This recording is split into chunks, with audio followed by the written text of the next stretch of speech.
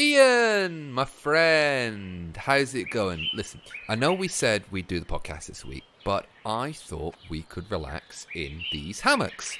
I've got you one. I'm sitting here. I've got myself an iced tea. I'm trying it. It's all right. It could be a little bit warmer, though. So I thought we could just relax and chill. What do you think, man? I mean, there's no news going on. I mean, I'd love to relax and chill and drink your nice iced tea, but didn't we do this last week? What are you talking about, man?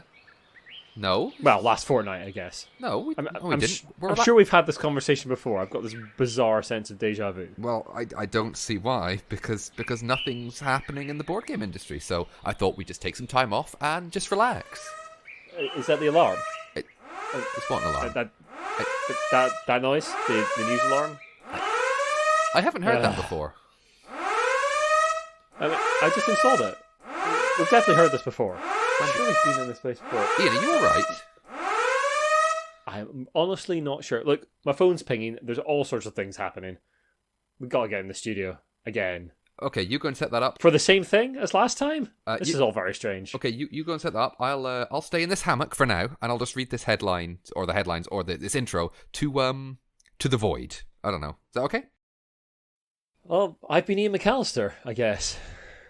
And I'm Jamie Adams, I think. Still am. And this is Brainwaves episode 77. Oh, it is. Oh, it is another episode. This is Brainwaves episode 77, bringing you the best in board game and tabletop gaming news.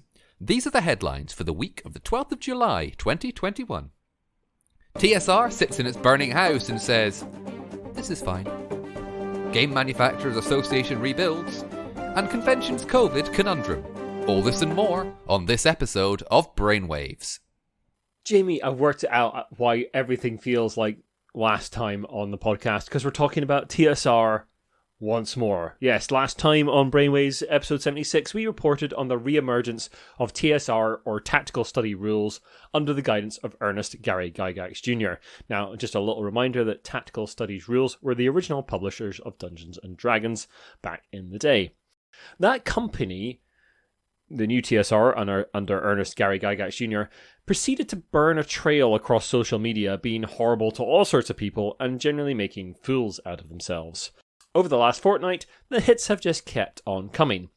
Shortly after we recorded episode 76, Luke Gygax, responsible for GaryCon and TSRGames.com, not TSR.games, which is the new company, calling itself TSR, posted this to Twitter. Also, basically jacking the TSR logo from Jason Elliott, the bombastic press releases and claims to old IP, making a quick nostalgia money grab based on my father's name and not much else, so I'm making it clear I don't like the style and I have zero to do with TSR. Which is pretty clear. Also, an account for Giant Lands, the game that the new TSR under Ernest Gary Gygax will be producing, responded to discussion on Twitter about trans rights and representation in games with the phrase, "You are disgusting." In the meantime, TSR Games, the non-burning everything down company, put out a statement saying, "Clearing up confusion about an interview that has been making the rounds, we are a different company than the one using the old TSR logos. Let me say unequivocally, Black Lives Matter, trans rights are human rights, science is real, kindness is everything. Signed, Jason." That statement is from Jason Elliott, one of the people behind TSR Games. In order to prevent any further confusion, they have now rebranded as Solarian Games. So for the next bit of this article, when we say TSR, we mean the new company that is sitting in its burning house. There are way too many other strange things to mention here over this TSR debacle, but we're going to try and summarize them briefly here, and we'll provide as many links to images and tweets and the like as we can in the show notes. So, TSR, that's the new company under Ernest Gary Gygax, not the old company that is rebranded as Solarian Games, remember, who seem to be nice folks and seem to be producing some very nice things. So, the new TSR, they claimed that they established Gen Con. That's not true. That was partly Gary Gygax before TSR was even a company. They evoked the Satanic Panic, a period in American history where there was a moral panic that kids were being inducted into Satanism by, amongst other things, role-playing games. They were basically trying to say that they were being persecuted. Ernie Gygax failed to apologise on Twitter for everything that's been going on. A Facebook group called Old School TSR Games reported that TSR had threatened legal action. These actions were threatened by Justin Lanassa, the other co-founder of the new company, TSR. Solarian Games said they would be licensing nothing from TSR. Gen Con and Origins said that TSR was not exhibiting or attending in any professional capacity. Ernest Gygax posted a thing about being bullied and having wished that he had a Thompson 45 to, and I quote, wipe away some of those laughs from the jocks that were bullying him. TSR announced that they'd be selling NFT art, and we've talked about this a few casts ago, non-fungible tokens. So check back to that episode, we'll put a link to it in the show notes again. From an artist that had disavowed them.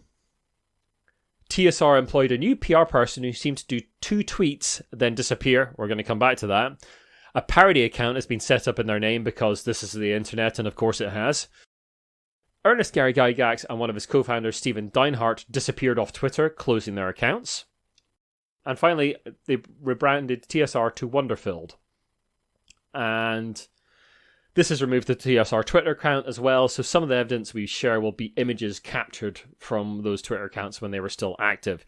So if you're keeping count, we have now gone from 2 TSRs to none.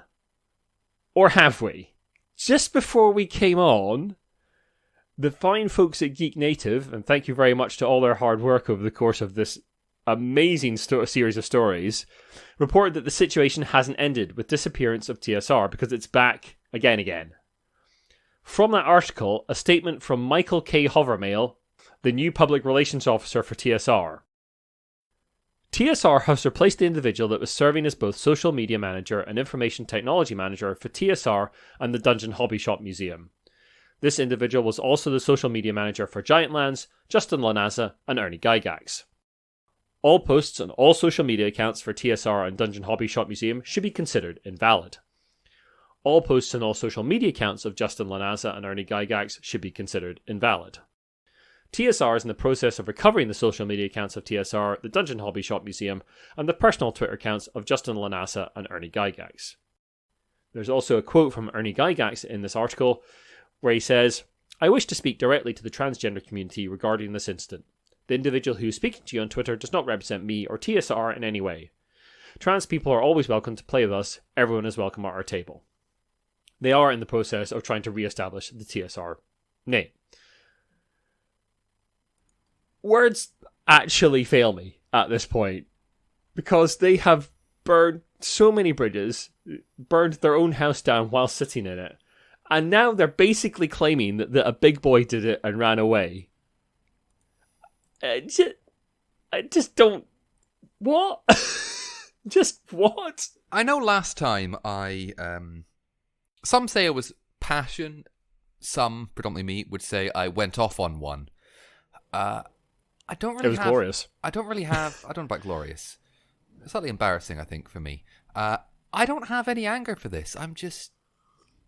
It's just bewilderment. For me, it's bewilderment at this point. It is what it is, and that is all it can and will be.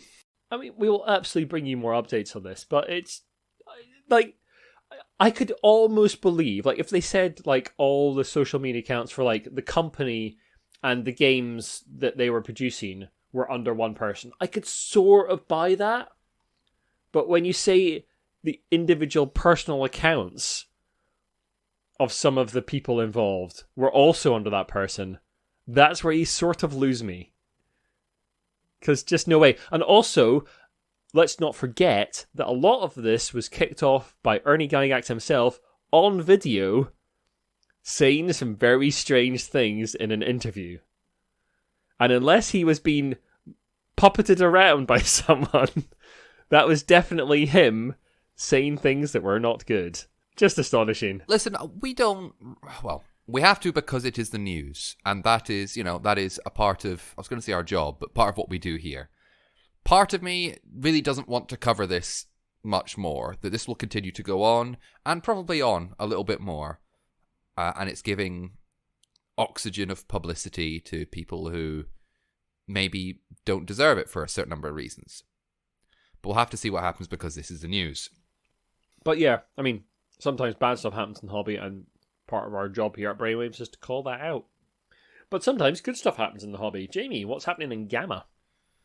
Gama, the Games Manufacturers Association, has had indeed an interesting year, let's say, with several conventions cancelled.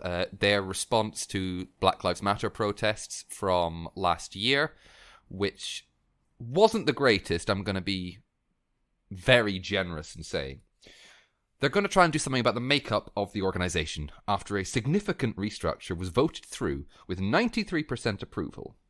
The new structure means that there will be 6 voting groups in future, with each group electing a director to represent them on the board.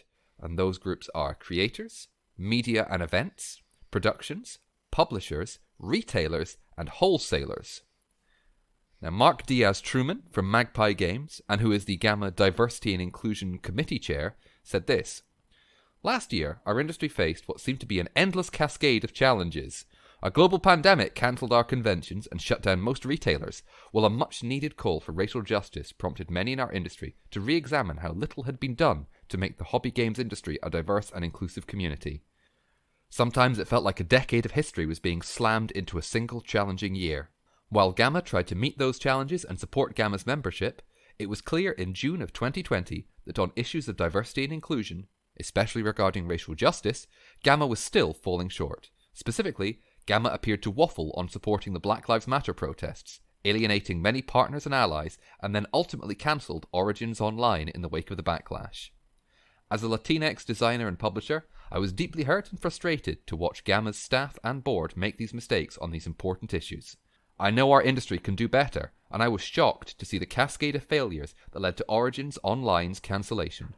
There are times in which I doubt that I am truly welcome as a professional in our industry, and I had hoped Gama would never give me reason to question my inclusion." That's some pretty strong and pretty damning words there. And this restructure, I really hope, is a good change and a step in the right direction. Because that change needs to come from the top, or it won't happen at all. And we at Brainwaves are guilty of this as well. We said we will do our best, and I feel we've let ourselves down right now. I'm sorry. I just want to say I'm sorry. We have let you down. We are going to do better. Yeah, we're doing our best to sort of get a more diverse representation on people we interview, games we play, that kind of thing as well. But yeah. And I still love to get a third chair on the cast who is not a white male. That would be great, but we're still seeking that out at the moment. So if you'd like to get in touch with us and come on the cast and provide a different viewpoint on the news of the day, we'd love to hear from you. Please do get in touch, because we would still love a third person on the cast who is not white male. I'm really boring. So Ian's looking for someone more interesting to talk to. Yeah, but that's basically it. Yeah, I mean, I'm just bored of looking at him. It's just, Yeah. Now, Gama was in charge of the Origins Game Fair. Now it's on to more convention news, with one closer to home, with a very recent statement by the UK Games Expo. With that, we have Iain. Indeed. So, UK Games Expo, which is the big convention that happens in Birmingham every year, is currently scheduled for the 31st July to 1st of August. We've previously reported on all the steps that the organisers were taking to keep people safe at the con, including mask wearing, sanitation, and requiring a negative lateral flow test to attend. Well, that's all out the window now. An update from the 6th of July to the convention's COVID requirements has changed the lateral flow test requirement to only being a recommendation, and they will not check the test, and that UK Games Expo will not require face masks to be worn. Now, admittedly, this is in response to the UK government, well, the Westminster government at least, basically dropping all COVID restrictions from the 19th of July. That has not been confirmed by Westminster as yet, but there will be a press conference on the 12th of July, and pretty much everyone is expecting that to be the case. There'll be no restrictions at all. Now, the original version of this, posted on the 6th of July, also said that UK Games Expo and exhibitors would not require you to wear a mask. The version that is currently on the site states that UK Games Expo alone will not require you to wear a mask, but that exhibitors in their own stall can require it.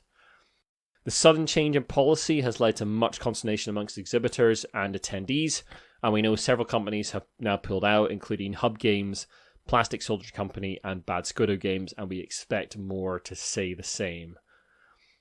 Gen Con, the biggest convention in the States, happening in Indianapolis every year, has also updated its COVID policies, saying that it will insist on you wearing a mask if you're unvaccinated, and that they will enforce this policy.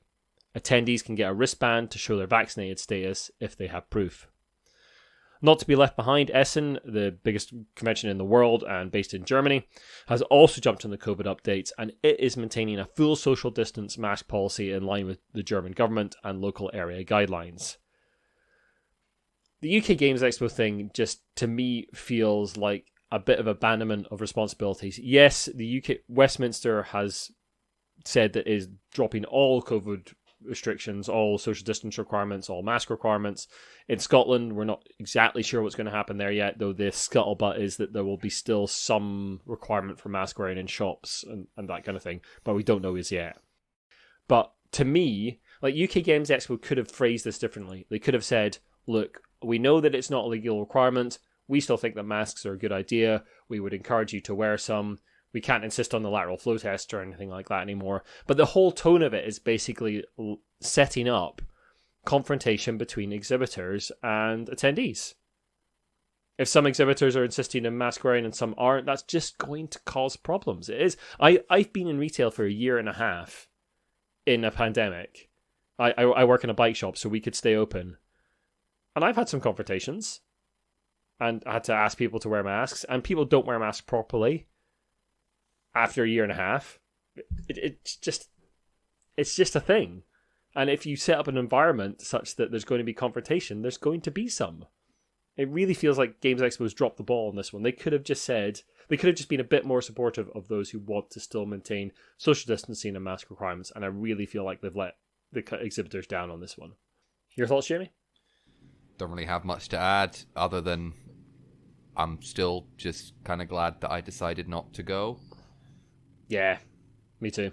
Which is sad because I'm sad because I do enjoy it as a social event. Among most of it. What am I trying to say? As a social event, alongside seeing new games and being part of a community that I've felt kind of isolated from. I can assume a lot of people may be feeling the same way, but feeling very isolated over the last 18 months. Let me put it this way, I just don't trust people. And going, you should take a lateral flow test. We won't check, but we hope you will. Too cynical? Yeah. Too cynical, Iain? I don't know. I'm just, yeah. Absolutely not. No, I really feel like they've dropped the ball, and from a few industry people I've spoken to, they're all feeling a bit kind of confused and wondering what to do, and a little bit abandoned, the ones I've spoken to. Yeah. It's just not good. Sorry, Jamie. Sorry if you were looking for fire from me, my dear listeners. Sorry, I've had my fire burnt out for a wee while, but I'll stoke it up nice and hot for the next big thing to set me off. I'll be fine. Don't worry. I'll make sure to get angry for next one. Anyway, Jamie, let's go on to the news.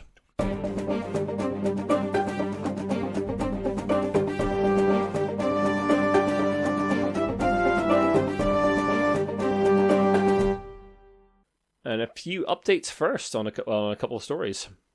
Yes, so you may remember in March or April of this year, I've even forgotten which, I think it's April, that the Suez Canal, one of the major shipping routes of the world, was blocked by a ship 400 meters long called the Evergreen, which got wedged sideways for about a week. Now, that has been sitting in port, basically, in Egypt, since it got freed.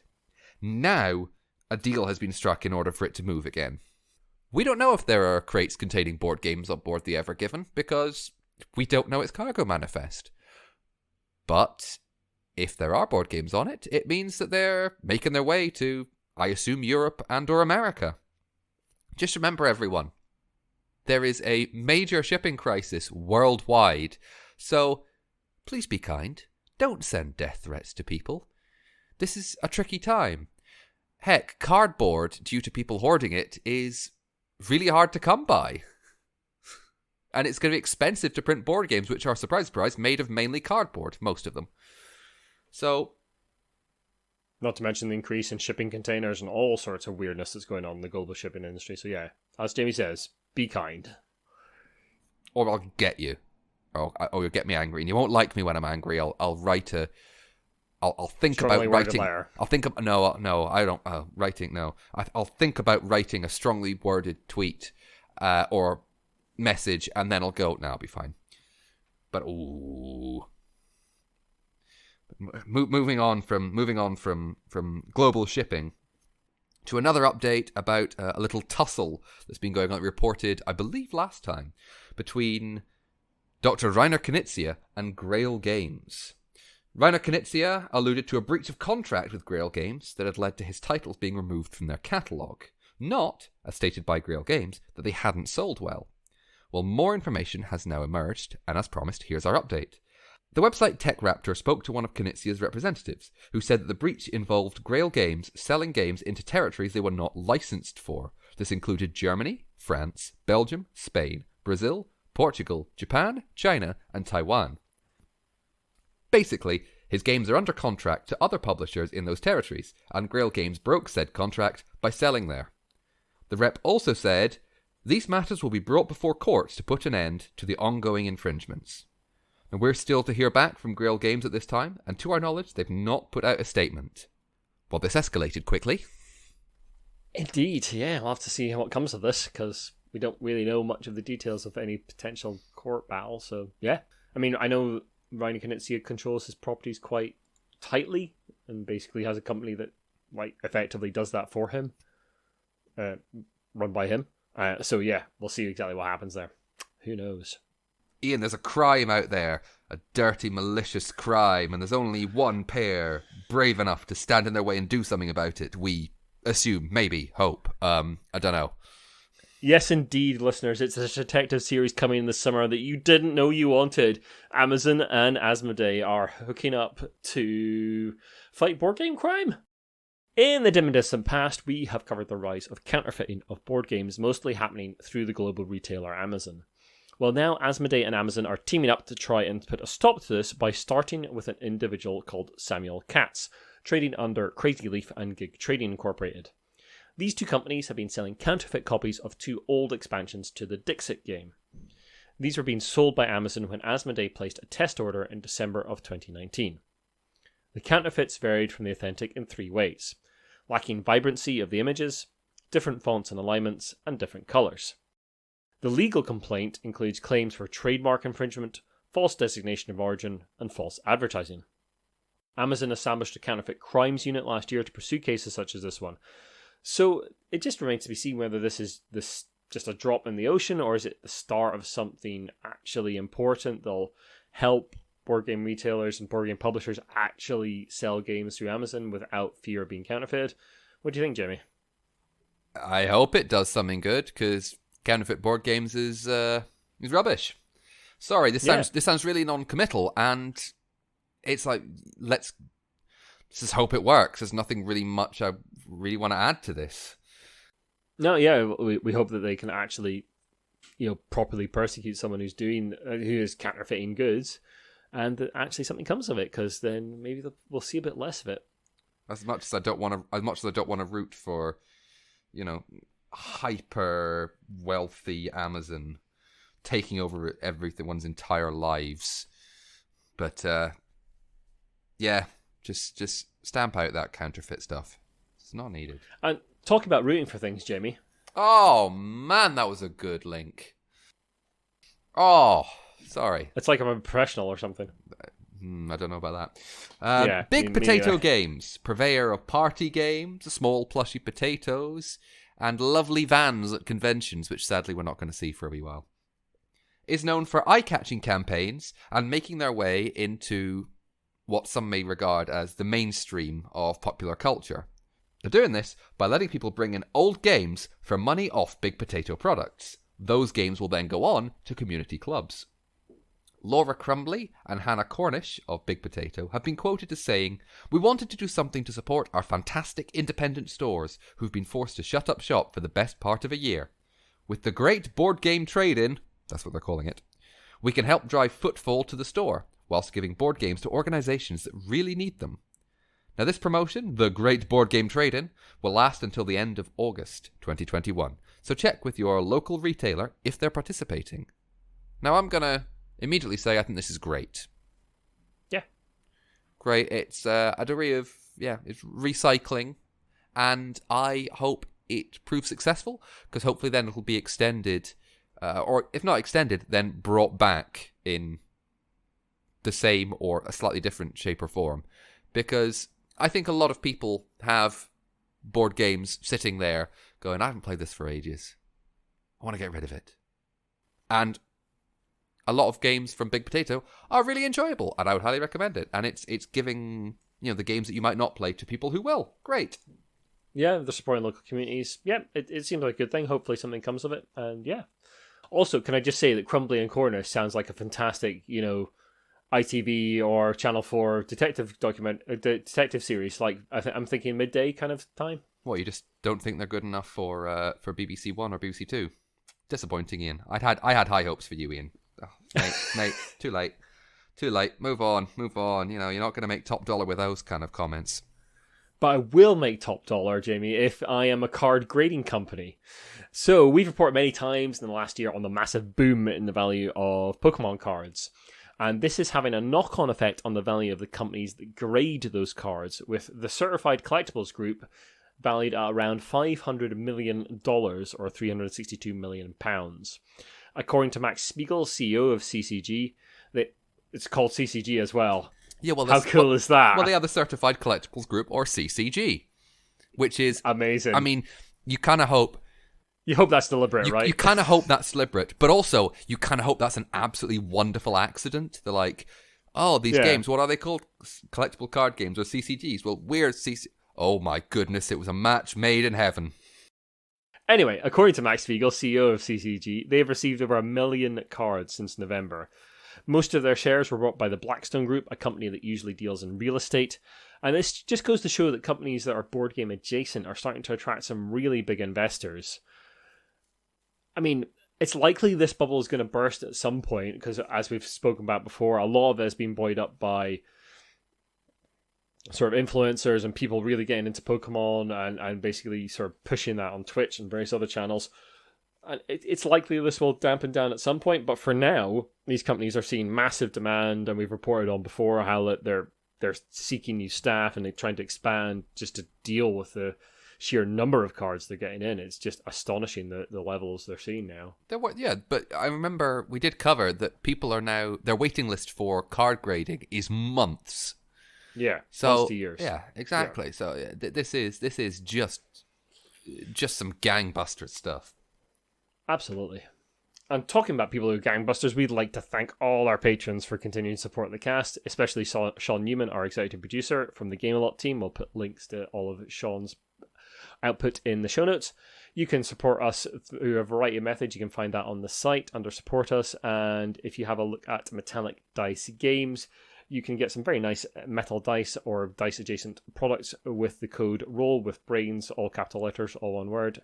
We get a little cut and you get a little bit of a discount. Before we get out of here and Jamie goes to the inevitable Monopoly news, I'd just like to make a little announcement that I'm going to be taking a wee break from writing. I haven't really been playing games very much over the last few months, and I'm kind of run dry for things to write about. And I'd rather put out good content than any content. I don't believe in just putting things out there for the sake of putting them out. So I'm basically going to take the rest of July off. So you won't be seeing much writing from me on the site. I'll still be writing. I'm going to try and get ahead of myself a little bit for when August comes around. So I've actually got some things to put on the site. I'm finally getting some groups back together to play some games that I've got for review. So yeah, you'll be seeing more from me over the rest of the year, but for July I'm basically taking the month off from writing. We'll still be doing the podcast, of course, reporting on the industry, warts and all, as we always do, but yeah, just I won't be putting out any written work until August at the earliest. That might change depending on like if I get groups together quicker and they get through some review copies quicker. But yeah, planning to take most of the rest of July off, but I'll be back writing in August at the latest.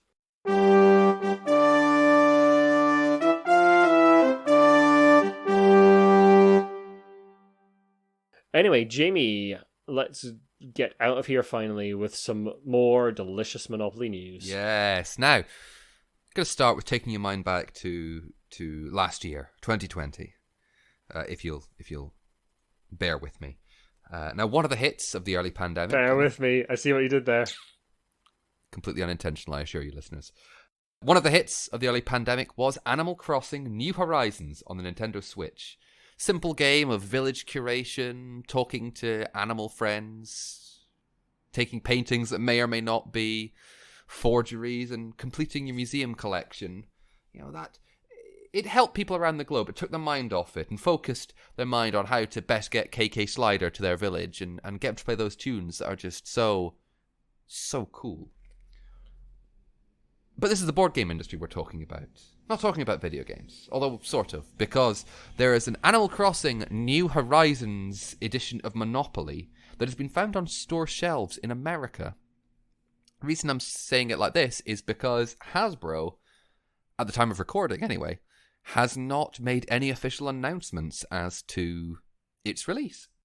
The game is 4-player only, I'm afraid, but it includes 4 rather nice villager models, and players will be spending bells to buy gubbins from Tom Nook's shop, that protection racket having raccoon. Now, properties are replaced by resources, which players will be able to trade in using cards for Nook Miles. Now, the winner is the person who has the most Nook Miles, and the game actually has a defined ending, which is the 7th item bought from the Nook shop, rather than, everyone, apart from one person, declaring bankruptcy and probably several vendettas being sworn.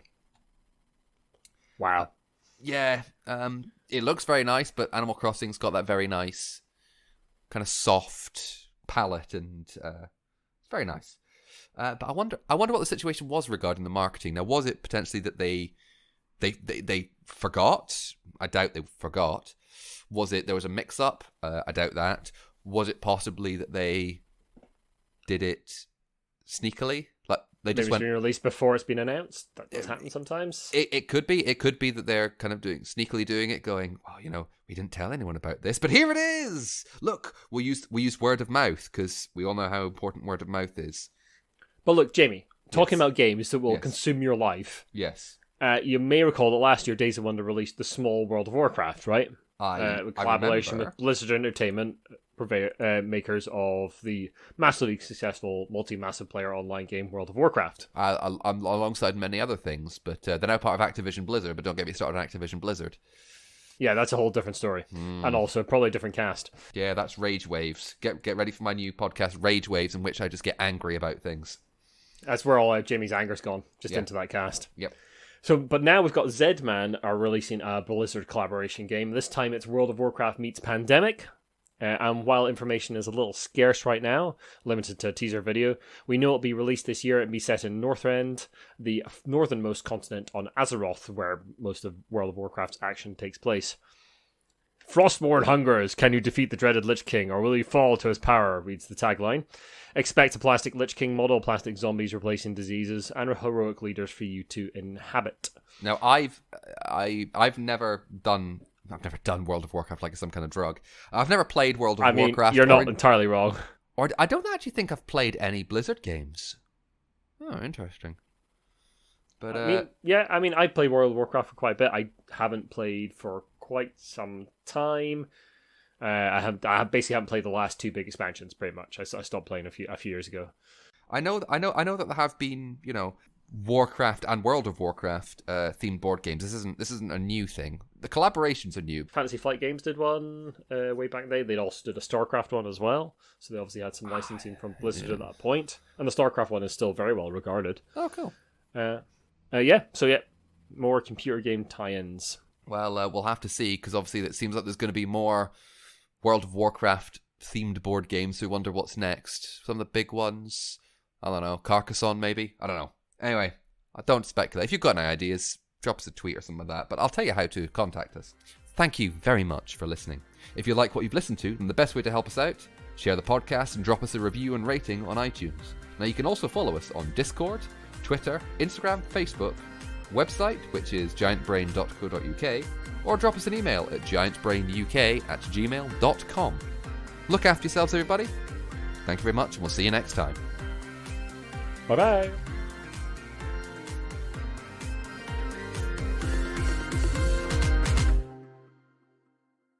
Awesome.